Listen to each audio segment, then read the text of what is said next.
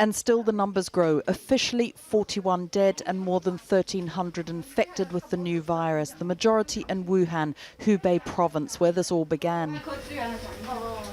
Today, China's President Xi Jinping warned it was spreading. And indeed, scientists at Imperial College London suggest as many as 4,000 people were infected by January the 18th. And that each person was infecting as many as 3 others, showing how hard this will be to contain. With pressure growing on the Chinese government, much of the country has now declared a level 1 public health alert. All transport in and out of Wuhan has been stopped. From tomorrow, all vehicle use, including private cars, will be banned from downtown. In the city of 11 million, 6,000 taxis will be deployed to help people get around. It is in quarantine. Wuhan in Hubei province remains the epicenter with the largest number of cases, but there are now reports from across China, and it has spread to Hong Kong and elsewhere in Asia, and further still to the United States, Australia and France, where 3 patients have now tested positive. In Hong Kong, where they have had 5 cases, today the government announced it was raising its emergency response to the highest level, with schools to remain closed for 2 more weeks after the Lunar New Year celebrations. We need to step up our immigration control. We have to control the spread of the disease. First of all, we're going to stop flights and high-speed trains from Wuhan. We will wait until we're fully in control of the outbreak before we resume flights, as well as the high-speed train service.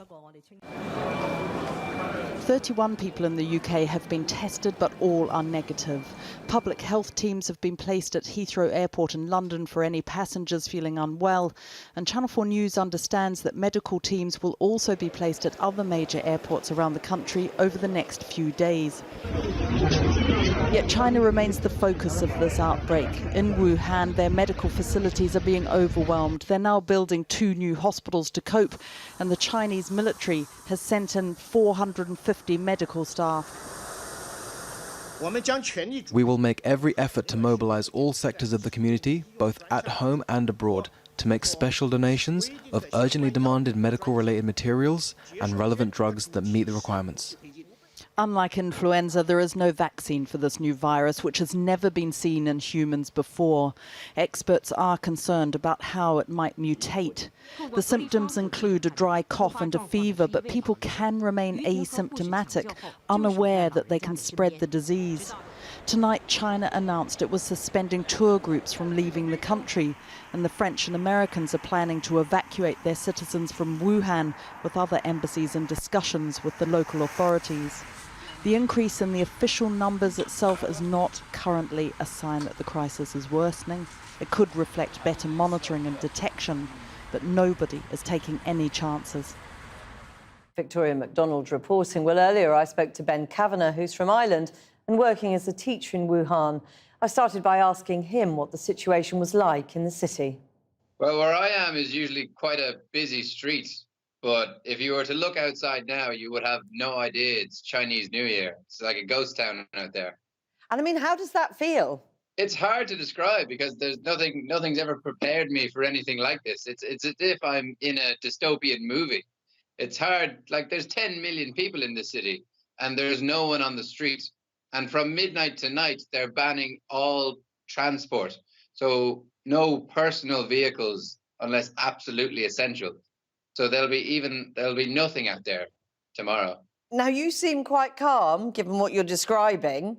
Is there any sense of panic? As the days go by, the panic seems to be increasing. I try to not worry until it's time to worry. There's no point worrying now. I'm not sick now. I'll worry if I get sick. But yesterday, in an American group chat, the people were freaking out a little bit.